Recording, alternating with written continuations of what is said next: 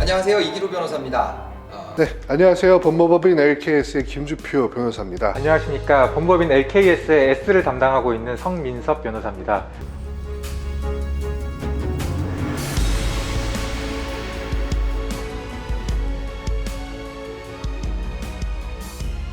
상속과 관련된 내가 상속을 받았을 때 포기, 한정승인 뭐 이런 얘기들이 있는데 이게 어떤 차이가 있는지에 대해서 알아보는 시간 갖겠습니다.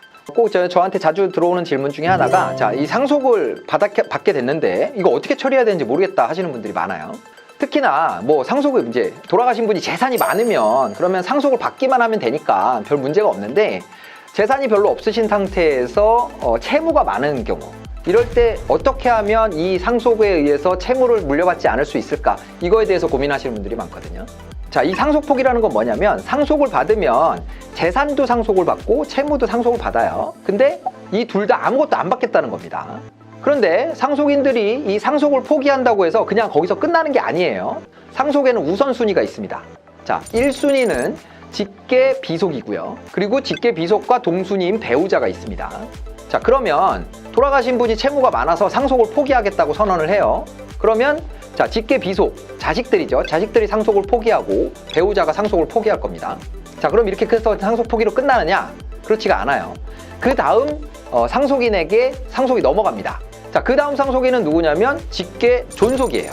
돌아가신 분의 부모님이 살아계신다고 하고 자녀와 배우자가 있는데 자녀 배우자가 모두 상속을 포기하면 그 다음 상속 순위를 가진 직계 존속이 부모님이 이 재산을 상속받게 됩니다. 그러면 이 부모님도 상속을 포기하면 되겠죠.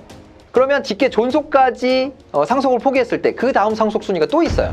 형제자매입니다. 그래서 돌아가신 분이 형제자매가 있으면요, 자식들, 배우자, 부모님이 상속을 포기해도 형제자매들한테 또 상속이 이어갑니다.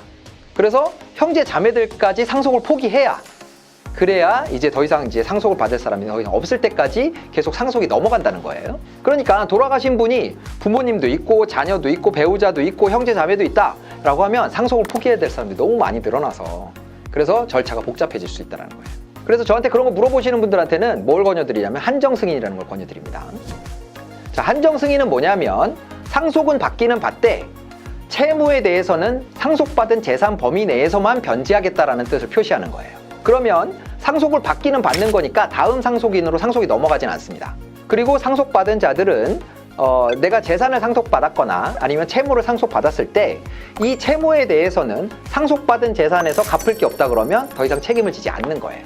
그래서 아까 말씀드린 것처럼 돌아가신 분이 가족관계가 복잡하다라고 했을 때는 첫 번째 상속인이 그냥 한정승인을 하시는 것이 가장 간명하게 해결하는 방법이에요. 자, 한정승인, 상속포기 이런 것들은 가정법원에 신고를 하시면 됩니다. 보통은 법무사 사무실에서 이런 업무들을 많이 처리해 주는데요. 내가 이제 한정승인이나 상속포기 뭐 이런 것들을 할 때는 법원에 신고를 해야지만 그 효력을 인정받을 수 있으니까 그 점 알아두시고요. 자, 그럼 생각해보면 한정승인이라는 게 굉장히 편하잖아요. 근데 한정승인과 반대되는 개념으로 단순승인이라는 게 있습니다. 일반적으로는 단순 승인을 하게 되죠. 별다른 신고를 하지 않으면 단순 승인을 하는데 한정 승인을 하실 때 주의하셔야 될 부분이 있어요. 한정 승인을 하기 전에 내가 상속받은 재산, 적극 재산, 플러스 재산이죠. 플러스 재산을 처분해 버리면 그 다음에는 단순 승인을 한 것으로 의제되도록 되어 있습니다. 자, 이렇게 하는 이유는 자, 한정 승인을 한다라는 건 채무가 많을 때 이제 그 상속인을 보호해 주기 위한 부분인데 내가 상속인으로서 상속재산으로 변제를 해야 되는데 그 재산을 써버렸다라고 했을 때는 그 돌아가신 분의 채권을 가지고 있는 채권자들에게 불이익이 가는 일이 발생하는 거잖아요. 그 채권자들은 돈을 못 받게 되니까요. 그러니까 만약에 적극 재산이 있는데 그 재산을 처분을 해버리면 더 이상 한정승인을 할 수 없는 상태가 되어버립니다. 그러니까 만약에 돌아가신 분이 채무가 많다, 그걸 인지하고 계신다고 하면 그러면 그 재산을 처분하셔서는 안 돼요. 그러면 나중에 한정승인 신고를 해도 재산을 처분했다라는 사유로 한정승인을 인정받을 수 없는 상태가 될 수 있다는 거죠. 마지막으로 특별 한정승인이라는 게 있습니다. 자, 돌아가신 분의 재산 상태를 상속인들이 모두 알 수는 없어요. 그래서 처음에는 이분이 채무가 있는 걸 몰랐어요. 돌아가신 분이 채무가 있는지 몰랐고 재산만 있는 줄 알고 그래서 재산을 상속받았습니다. 근데 돌아가신 이후로 얼마가 지난 다음에 갑자기 누군가 채권자가 나타나서 네, 돌아가신 분한테 받을 돈 있으니까 주세요 라고 이렇게 할 수가 있어요. 자, 이런 경우에는 상속인들이 예상하지 못한 일로 인해서 돌아가신 분의 채무를 부담해야 되는 상황이 생기겠죠. 그래서 이런 경우엔 특별 한정 승인이라는 제도를 운영하고 있습니다.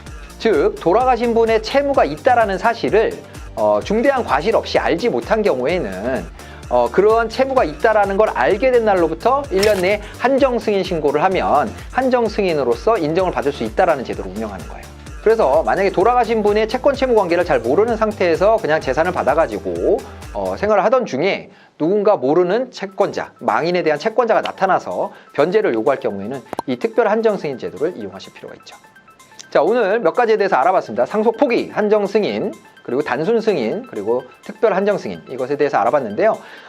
망인이 돌아가시고 상속 관계를 정리하기 위해서 이런 제도들을 운영하고 있으니까 혹시 잘 모르시겠다 싶으실 때는 망인의 재산 관계도 잘 모르시겠다 이렇게 싶으실 때는 한정 승인을 하는 것이 가장 좀 현명한 방법이라고 저는 생각하고 있어요. 그리고 정말로 뭐 채무가 없다라는 것이 뭐 거의 이제 확실하다라고 했을 때는 뭐 단순 승인을 하셔도 되지만, 만약에 내가 전혀 모르고 있었던 이제 돌아가신 분의 채무가 발견됐다 했을 때는 특별 한정 승인 제도가 있다라는 거 알아두시고요. 그래서 상속이 발생했을 때 재산관계 잘 정리하시길 바라고, 그리고 잘 모르겠으면 또 전문가랑 상의하시는 것도 좋은 방법이 될 것 같습니다. 자, 오늘은 상속과 관련된 제도에 대해서 알아봤고요. 오늘 영상이 도움이 되셨으면 구독, 좋아요, 알림 설정 부탁드리겠습니다.